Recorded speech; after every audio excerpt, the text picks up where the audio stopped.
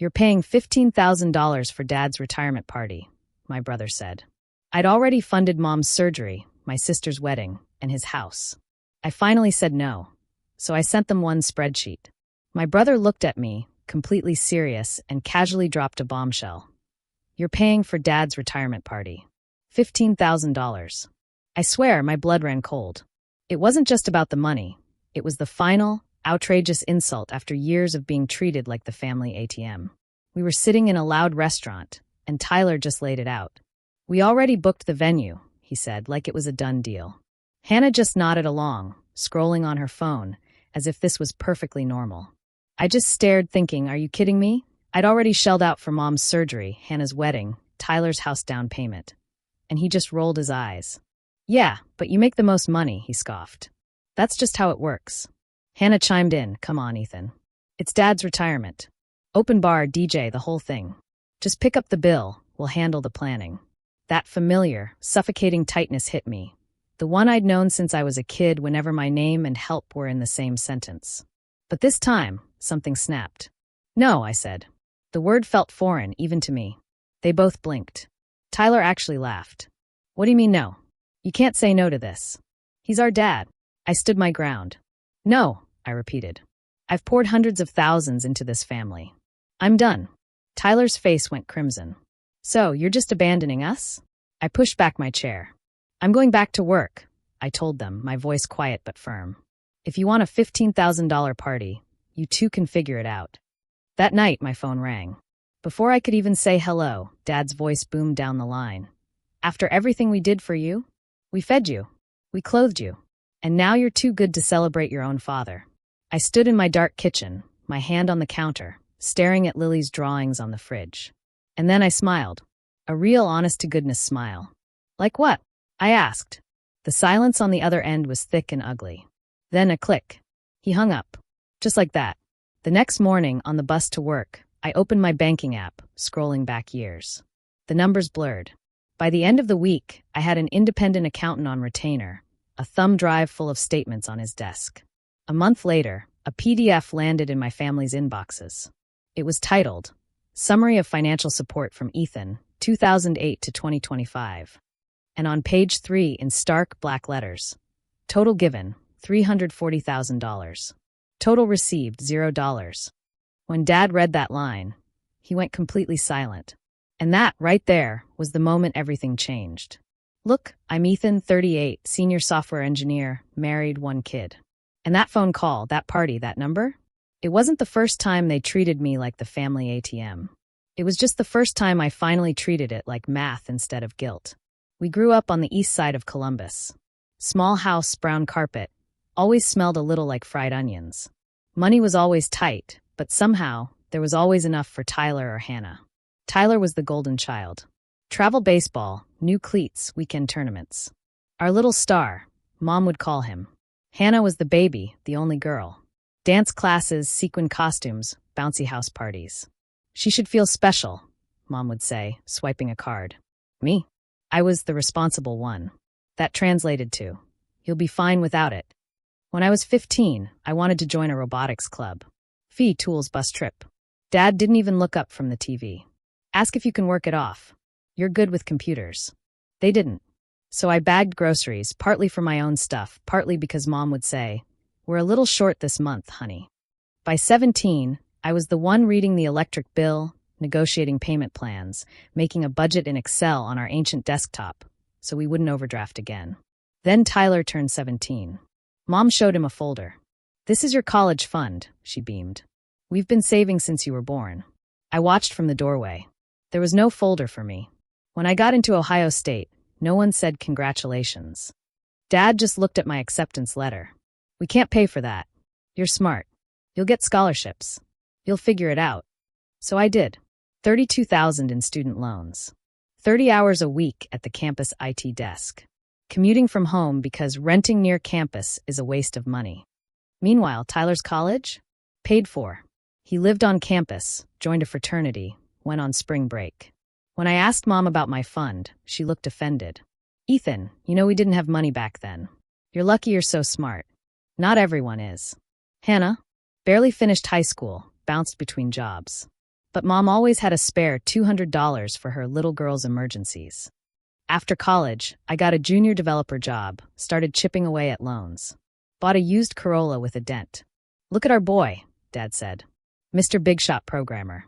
But that night, he knocked on my door. "We're 3 months behind on the gas bill," he said quietly. "Can you help out?" I wrote a $600 check. Most of what I had. That started the pattern. A roof leak at their house. The landlord's threatening to kick us out. Mom cried. I put $4,500 on my credit card. They never mentioned it again.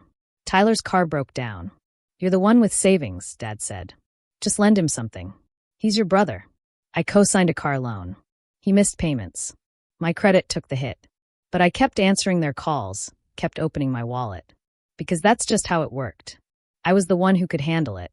Being needed looked a lot like being used, but I was too deep to tell the difference. Then I met Mia. She's a nurse, the kind of person who brings you soup when you're sick. We built a life, had our daughter, Lily. "I like your family," Mia said carefully after meeting them. "But do they always talk about money like that?" I laughed it off. "Yeah, that's just how they are." I didn't realize then that how they are would eventually threaten the family I was building. The first really big hit was Mom's heart attack. Insurance covered the emergency, but follow-up procedures were elective. "We can't afford the co-pays," Mom sobbed. $28,000. "We'll lose the house." Dad turned to me. "You've got a good job now. This is your mother." Mia, exhausted from a night shift, tried to be practical. "Let's see the itemized bill payment plan." Dad snapped. "We don't have time. She needs surgery now." In the hall, Mia squeezed my arm. "Ethan, this is a lot of money. We have our own bills, daycare, our mortgage, your student loans." I stared at the hospital doors. "I'm not letting them lose the house," I said. We ended up taking a $48,000 home equity line of credit on our townhouse. "Once I get back to work, we'll help you with the payments," Dad promised. They never paid a single dollar. That was $620 a month for 10 years, hitting our budget like a truck. 2 years later, Hannah got engaged. "We want a real wedding," she said. "Big venue, band, open bar. 32,000. We just need a little help." Mia repeated, "A little help." Mom chimed in on speakerphone. "Your sister never asked for anything. We couldn't give her the best childhood, but we can give her a beautiful start. Ethan, you understand?" I did the math. I had about $27,000 I could move without completely wrecking us. I wired it to Hannah. "Wedding gift," I labeled the transfer. At the wedding, Tyler toasted. "To my baby sister, and to Mom and Dad for giving her such a perfect day." Nobody mentioned where the money actually came from. Then Tyler's house. He and his wife were renting. "Rent is throwing money away," Dad declared. "They should buy." Tyler piped up. "I can't get approved without a bigger down payment. We need 76,000. We only have 20. All eyes shifted to me. "Ethan," Mom said gently, "you're good with money. Maybe you can help with the down payment." Mia shook her head. "We are not buying your brother a house," she said firmly. I should have listened. But Tyler promised to put my name on the deed. He sent me Zillow links, mortgage calculators. I wired $80,000. At the signing, I noticed my name wasn't there. The agent said, "You're not listed." Tyler just laughed it off. "Oh, we'll fix that later. This is just the first version." We never fixed it. Months later, he shrugged. "It's complicated with taxes. But don't worry, man. We know you helped." The constant drips were worse. $1,200 for their winter gas and electric. $600 for Hannah's dog's vet bill. $1,300 for flights for my parents to visit Tyler's kids. A $5,000 temporary loan for Dad's truck. Always the same line. "You're the only one doing well. We do it for you. We're family." By the time Lily was 5, I had this sickening realization. I had put more money into their future than into my own child's. The real last straw came quietly. I was at my parents' house, looking for my birth certificate, and found an old envelope with my name on it. Inside, 3 U.S. savings bonds. Issued when I was a baby, for Ethan's college. All 3 had a hole punched in the corner. Redeemed stamped across them. "Hey, Dad," I asked, holding them up. "What happened to these?" He barely glanced from the TV. "Oh, those? We had to cash them in when Tyler crashed the Corolla senior year. Remember that? Insurance didn't cover everything. You were smart. You didn't need them." He'd used my college bonds to bail out Tyler, then later told me there was never any money for me. I drove home in a daze. Mia found me. They cashed in my college bonds for Tyler's wreck, I said, numb. Mia took my hand. Ethan, this isn't just helping family anymore, she said. This is a pattern. So when Tyler sat across from me a year later and demanded $15,000 for Dad's party, it wasn't just about the party. It was about everything. I didn't explode. I didn't scream. I went home, put Lily to bed, and opened my laptop. Mia sat with me. What are you doing? She asked. Something I should have done a long time ago, I said. I started downloading 15 years of bank statements. This is messy, I admitted. I can't even see the full picture. Mia gently suggested. What if you got someone neutral? An accountant. Not for them, but for you. So you know what's real. The next day, I Googled Independent CPA Columbus Family Financial Review and made an appointment. Calvin, the accountant, listened patiently. I'm not trying to sue anyone, I told him. I just feel crazy. I need to know how much I've actually given versus what I've gotten, if anything. He nodded. Bring your statements. We'll categorize everything. I'll prepare a summary. If you share it, that's up to you. I paid him $900 up front. It felt like buying back a piece of my sanity. For the next week, I sent him everything. Statements, emails, Venmo screenshots. He sent back clarifying questions. Was this $4,500 for your parents' roof? Was the $27,000 for the wedding a gift or a loan? Any documentation for the house ownership? I answered honestly. Yes, gift. No documentation. In parallel, I started taking control. Canceled the $400 monthly transfer to my parents. Redirected it to a new high-yield savings account, Lily College. Refinanced our Helic. When Dad called twice, I let it go to voicemail. Your brother says you're refusing to help, he raged in one message. This is not how we raised you. I saved the voicemail. I didn't respond. 2 weeks later, I sat in Calvin's office. He slid a stapled document across the desk. Here it is, he said. 15 years of documented support. I kept it simple. On page 3 in bold. Total family support from Ethan, gifts and loans not repaid. Asterisk parents. Medical, housing, utilities. $142,000. Asterisk sister. Rent, wedding, emergencies. $58,000. Asterisk brother. Car, down payment, miscellaneous. $140,000. Grand total given. $340,000. Total financial support received by Ethan from family. $0. My throat tightened. It's real, I whispered. Calvin nodded. You've been very generous, he said. You're allowed to stop. That night, I converted it to a PDF, added a simple cover page. For Mom, Dad, Tyler, and Hannah, so we're all looking at the same facts.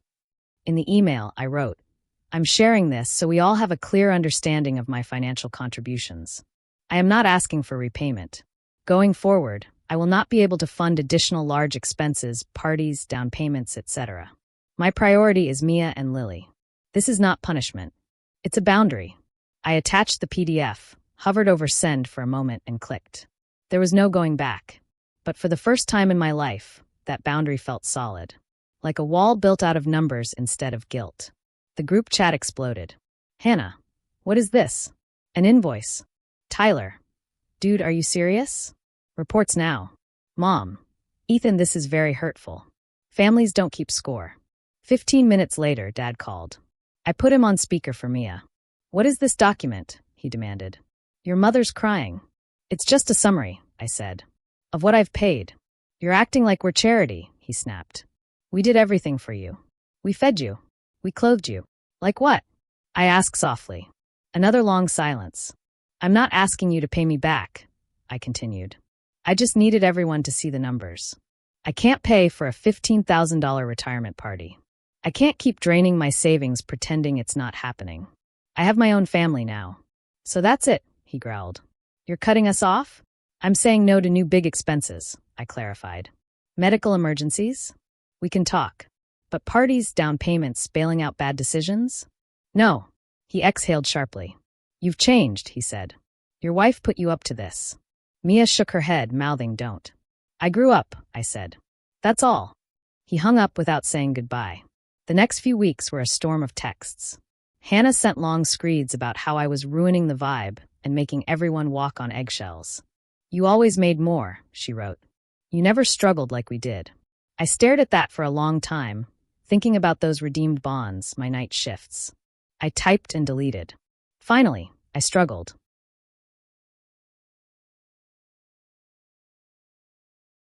You just didn't see it. Tyler's email subject line was about the house. I get that you're bitter, but bringing up the down payment is low, man. You offered.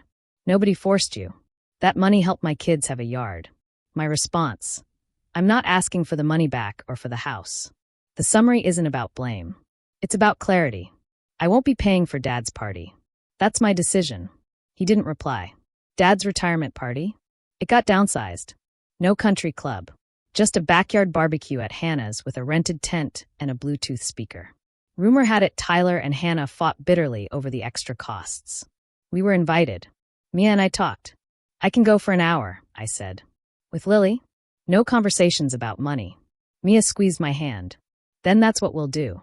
At the party, Dad was stiff, polite. He hugged Lily, avoided my eyes. No big speech, no mention of the scaled-down event. I left feeling like I'd been at a neighbor's cookout, not a family celebration. After that, contact settled into a cooler normal. Mom still sent occasional texts. Tyler went quiet. Hannah unfollowed me on Instagram, but still liked Lily's pictures. 6 months later, Mia and I sat at our kitchen table with a different spreadsheet. Our budget looked completely different. No $400 transfer. HELOC payment reduced. An extra $300 into Lily College. $200 into our emergency fund. We paid off a credit card. Topped up our emergency cushion. And finally, we booked a small beach vacation. Our first real trip as a family of 3 that didn't involve someone else's crisis. One Saturday morning, Lily and I were building Legos. She looked up. Are we going to Grandpa's this weekend? Not this weekend, I said. We'll see them soon, though. Okay. She went back to her Legos, completely unbothered. It hit me then, with a strange mix of sadness and relief. My daughter's emotional world didn't revolve around whether my parents approved of me. That was my wound, not hers. About a year after the party, Dad called. Asked to meet at a diner. He looked older, his shoulders rounded. The waitress refilled our coffee. I read that document again, he said finally, eyes on his mug. The one with all the numbers. Okay, I said, waiting. I didn't realize, he admitted. It's different seeing it on paper. I always thought of it as helping each other out. But it wasn't equal, was it? No, I said. It wasn't. He nodded, jaw tight. We can't pay you back, he said. You know that. I told you, I replied. I'm not asking. I just needed it to stop. He sighed. Your mother thinks you hate us. I don't, I said. I just love my wife and daughter more than I love being the family's safety net. He actually huffed a small laugh. Always did talk like an accountant, he muttered. We talked about safer things after that. His retirement. Lily's school. The weather. When we left, he hugged me stiffly. It wasn't a movie-style reconciliation, but it was honest. Driving home, under that flat gray Ohio sky, Lily's car seat sat empty in the back, a banana sticker on the cup holder. I thought about all the years I'd scrambled to cover everyone else's emergencies and dreams, calling it being a good son. That night, after Lily was asleep, Mia and I sat on the couch with takeout. You okay? She asked, leaning into my shoulder. Yeah, I said, and I truly meant it. I think I finally understand something. What's that? Boundaries aren't about punishing anyone, I said slowly. They're just about deciding what you're responsible for and what you're not, and then letting the math reflect that. Mia smiled. That sounds like something Calvin would put in a footnote, she teased. We laughed, soft and tired. Outside, the street was quiet. No frantic calls. No new emergencies. Just the hum of our own fridge, the soft snore of our kid down the hall, and the knowledge that the money we made was finally building our life, not patching everyone else's. If there's a moral here, it's this: you can love your family and still close the tap. You can keep your heart open and your wallet on a budget. And when they say, after everything we did for you, you are absolutely allowed to ask calmly, like what? And then let the numbers answer for themselves.